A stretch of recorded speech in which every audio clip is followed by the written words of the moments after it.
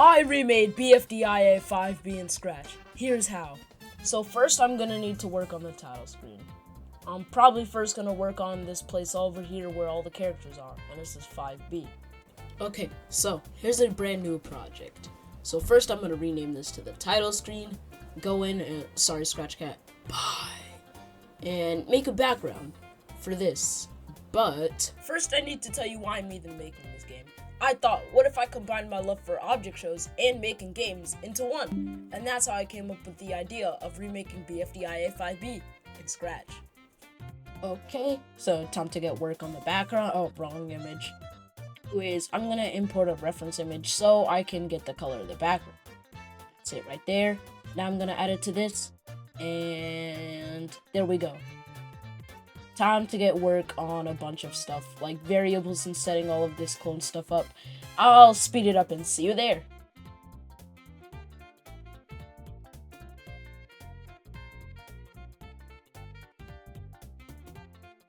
Okay, now it's time to add assets. We got, let's do Ruby first. But first I gotta import all these assets.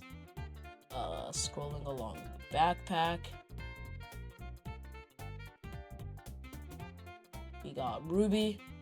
We got, oh, pencil. Next we got, where's, oh, there, we got ice cube, and, oh, bubble. And last of all, we got book, in match. There's book, and where's match? Oh. Now I got all my characters. Okay, now I'm just gonna actually design the characters and get the clones working. So let's create a custom block. Let's name it make clone. And I also need to add an X coordinate and a Y coordinate to this custom block, just to make sure that I can specify where the clones go. And also costume to specify which costume they have. And I could also use a size. And there we go. Now I gotta set all of this up with variables. And make sure the variables are for this sprite only, or else it's not gonna work. X and Y and costume. Okay, to fill you in on what experience I have in game development, I've spent about 3 years and 8 months on Scratch, with some of my projects gathering thousands of views, with my most popular project sitting at 4,073. I'm the host of this cool studio with 52 followers, and I have 59 followers. I also make games on Roblox, but way less experience.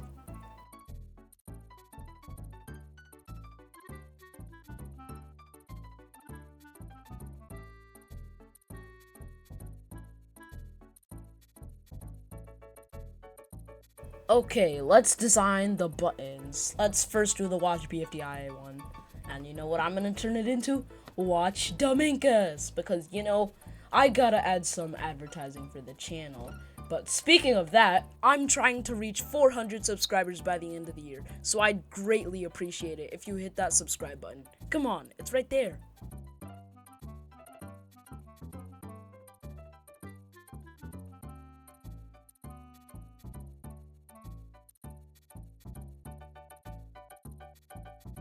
Okay, nice. Almost all of the buttons are set up and ready to go. Now I just need to finish the explore button. So let's go to the costume, scroll down, and just type in explore. But I had to center it too. But it's just as simple as that. I don't think I'm going to be adding functions to the other buttons just yet, because come on. Continue game or explore isn't that important yet, and Watch Dominkus is just impossible to make inside of Scratch. To my knowledge, that is.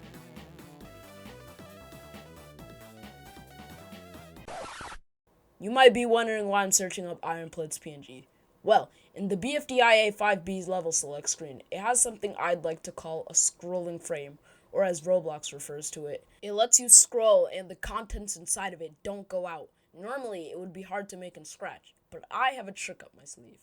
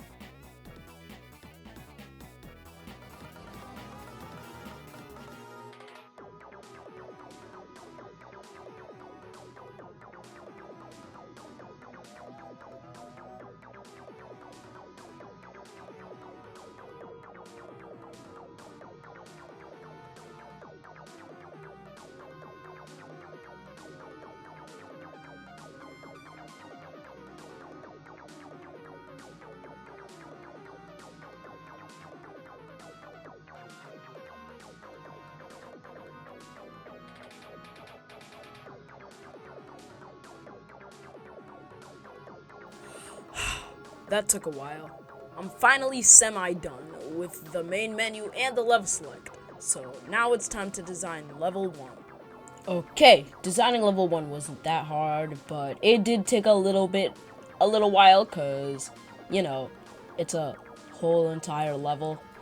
But it was pretty smooth sailing other than costume optimizing, changing it up a little bit, and adding a direction variable. I had to do that because, saving costumes. I didn't want to go and take so long to export another costume from the files. So I just made a direction and changed the direction. Easy peasy, just like that. Okay, I'm finally done with the layout of level 1. It kind of took some time, but at least I got it done. Now I can continue working on other stuff, like the animations and the player, because I already basically got the fill of the level 1 layout done. The animations weren't very hard to do, they were actually pretty easy. The only thing now bad about them was how tedious it was to do, copy and pasting over and over again the line on the bottom and the legs to make sure I got the position right, but in the end, I think it turned out really, really good.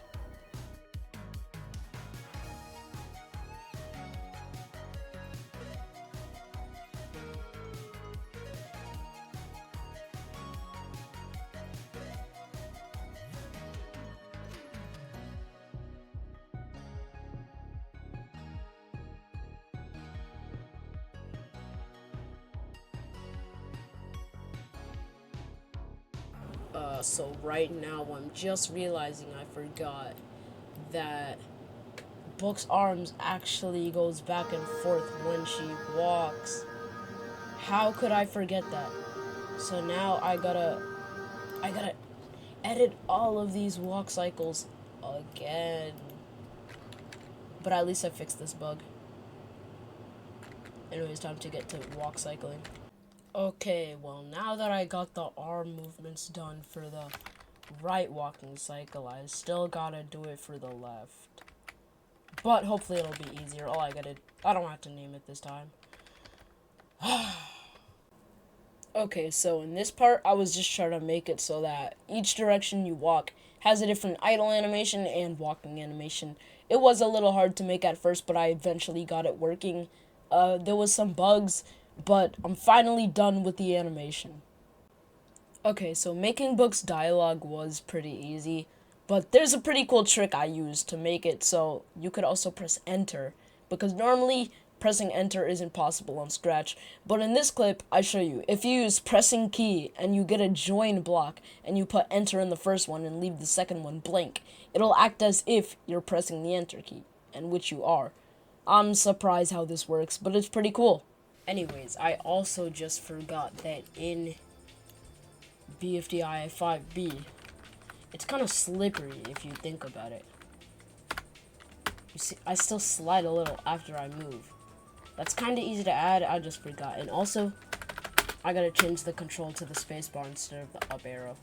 Because in here, I press spacebar, and in here, I press up arrow. Anyways, time to get to fixing that. Making the exit to the level was a pretty hard thing to do because how am I going to make the color go from black to green in Scratch without spamming costumes? And a wait block for the timer wouldn't work because that would make resetting the timer a pain. Scaling the exit to the right size and fixing bugs after you change levels was also a hassle. The level change does work, it's just... What? How did it just break? Oh, it didn't break. Now I just gotta make it so that when the new level happens, it regenerates this. So let's just duplicate this.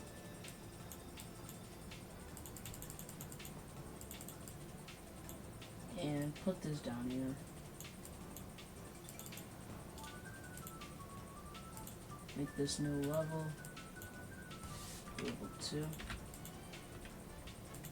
And time to get working on level 2.